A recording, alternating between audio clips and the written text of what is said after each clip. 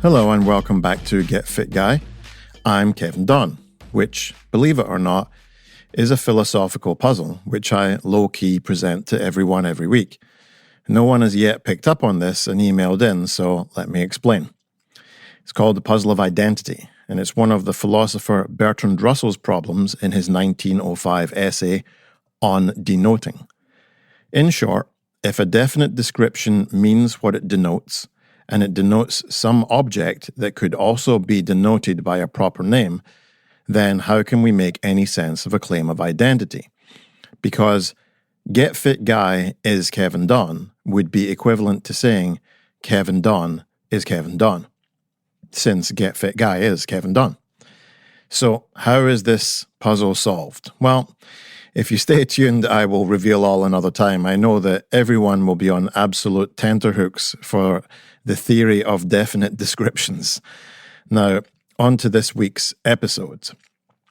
So, exercising is important, right? Exercising virtues is even more important.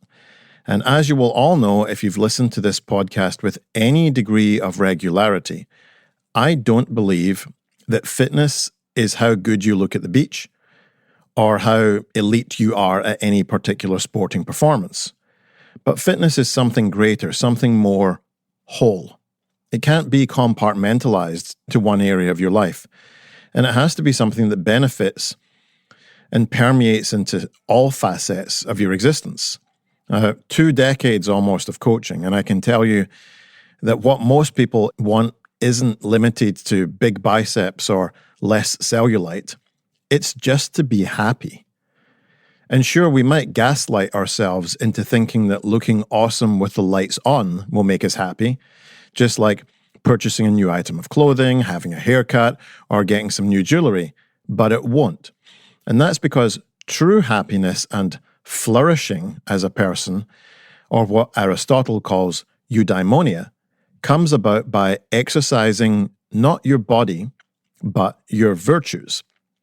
And we can find out exactly how to do this in a book that I was poked into reading recently, which is called The Nicomachean Ethics by Aristotle. Now, as a member of the human race, I myself am no stranger to wanting to be happy. Therefore, I have read and watched a lot of self-help. I've done this both for myself and for my clients. And I would say that having read it, The Nicomachean Ethics is perhaps the greatest self-help book of all time. Now, I have to tell you, it's actually a collection of 10 books, and I can't possibly give a strong summary of that in the next 10 minutes. But I'll cover some of the points, and it might compel you enough to want to learn more. I wouldn't necessarily recommend everyone rushes out to buy a copy of it, because just like a lot of philosophy, you probably aren't going to sit down with a cup of tea and a biscuit and read it like a novel. Now, there are many good commentaries out there summarizing it, so maybe check out one of those. This won't be a good commentary summarizing it, but hopefully it gets you enough sort of interest level in it to think about exercising not your body, but your virtues.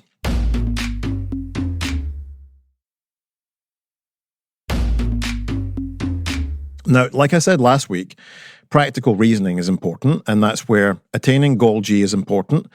Action A takes me closer to goal G, therefore I should perform action A. Now, if goal G is happiness and flourishing, or eudaimonia, then action A of many actions that we could take that will bring us closer to goal G, well, that is an action that should be performed. And Aristotle writes about what these actions are throughout the Nicomachean Ethics. I'd say the main points can be summarized as, firstly, the function of humans and rationality. So Aristotle begins his argument by defining the unique function of humans, which he links to rationality. Now, unlike plants and animals, humans possess what we call a rational soul, and that enables us to make decisions, pursue knowledge, and understand moral principles. Thus, eudaimonia is achieved when individuals live according to their nature, exercising their rationality in ways that cultivate virtues, which he defines as traits that help a person perform their function well. The idea of function and the fulfillment of one's purpose through rational activity underpins Aristotle's theory.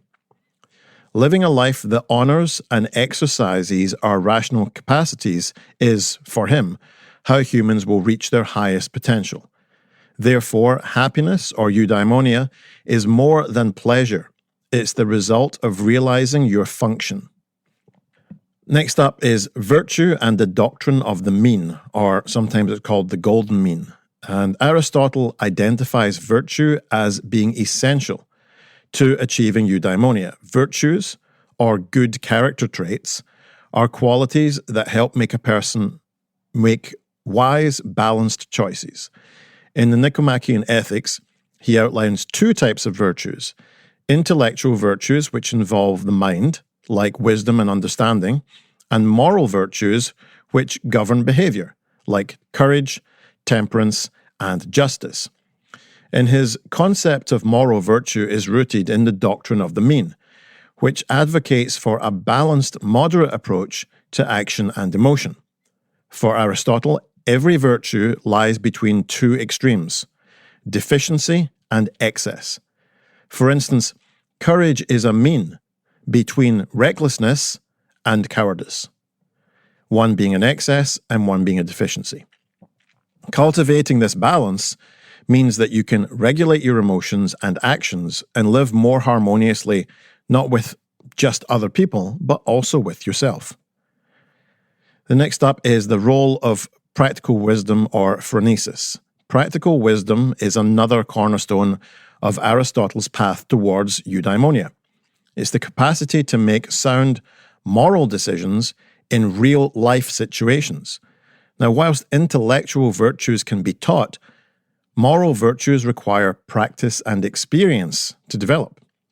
Practical wisdom involves knowing not just what's good in theory, but how you achieve it in practice. It recognizes the right course of action, and it takes one's personal account into social context. According to Aristotle, a person cannot achieve eudaimonia without practical wisdom, because it guides the choices that will cultivate and sustain your virtue. Next is friendship and community. Aristotle also emphasizes that humans are social beings who achieve eudaimonia through relationships and contributions to their communities.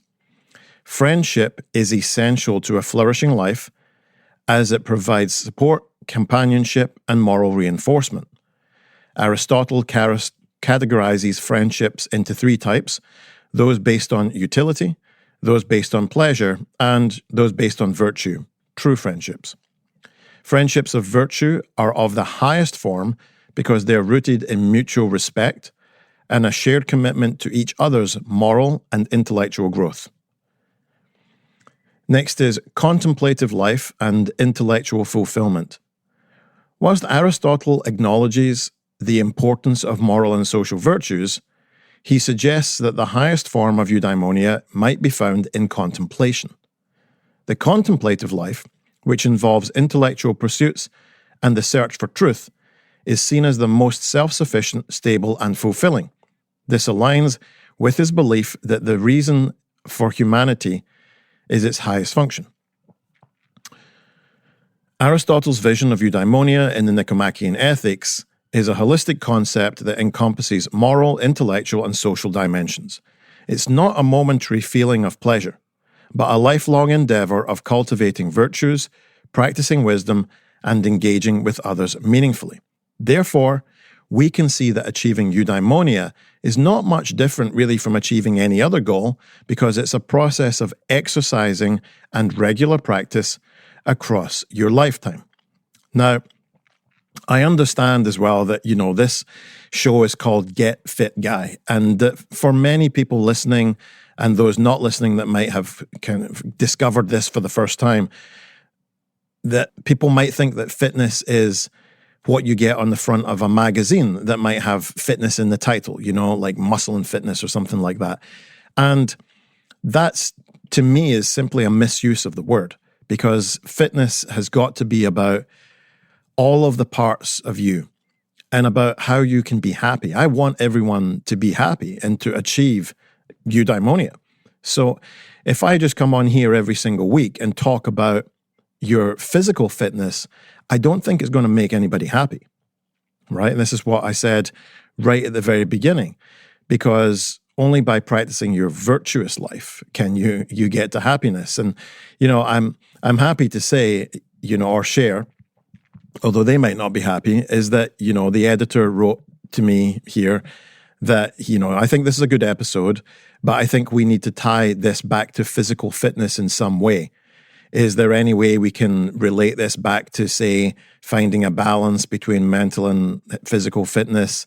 If we can draw some connections to fitness, that would be a good balance. And for me, that's actually missing the whole point of this episode, right? Because what I'm saying here is that you cannot be happy if you think that exercise is something that you do merely on the physical plane.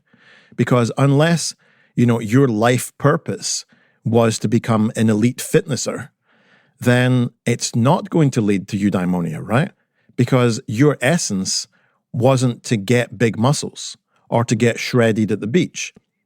So I have to say that I fundamentally disagree with that and how we can tie everything back to physical fitness. I don't think everything needs to be tied back to physical fitness at all, because as a coach that has worked with elite athletes, I can tell you that some of the people who are the most physically fit are those who are the most unhappy. So that's what I've got to say about that.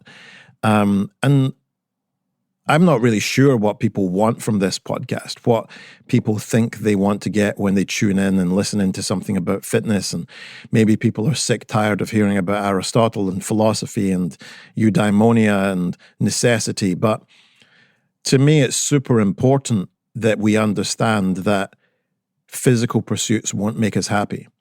And having had a job in a gym in Hong Kong, and I've spoken about this in another episode, where we had a client that was coming in and training 3 times a day, who then took his own life.